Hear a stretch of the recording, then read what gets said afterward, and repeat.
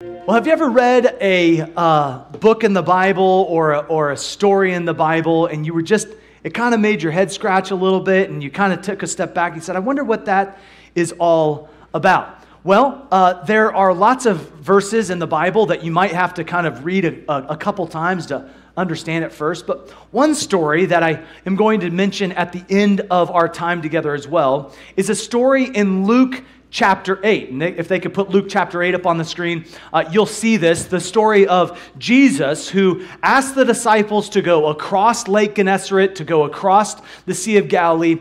And when he asked them to launch out, he asked them to launch out in a storm. The storm starts raging, the water starts coming into the boat. And when you read this story, and I've given it to you, when you read the story, you'll see that Jesus is not worried about the storm like the disciples are. In fact, in verse 24, they came to Jesus and they woke him and they said, hey, Master, we perish.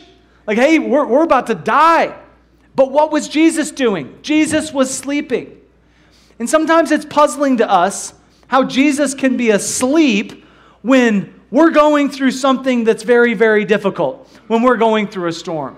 And Jesus proves that he is the calm in the midst of the storm, because in this passage it says that he rebuked the wind in verse 24 and the raging of the water, and they ceased, and there was calm. There was what?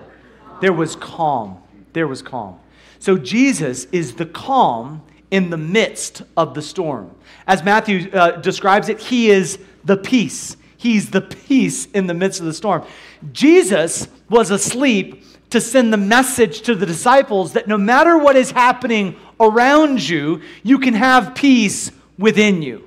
Now, here's a picture that someone painted of Jesus asleep. I don't know if it went exactly like this, but here are the disciples. They're like, okay, hey, listen, we know you're tired. We're tired too. But I mean, can you help us row? Like Jesus, do you have to sleep now? Is there something you can do to help us out in this storm? Sometimes we miss the spiritual principle because of the practical.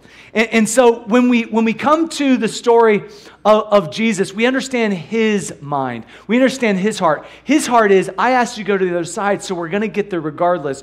Don't let the storm around you cause worry and anxiety within you.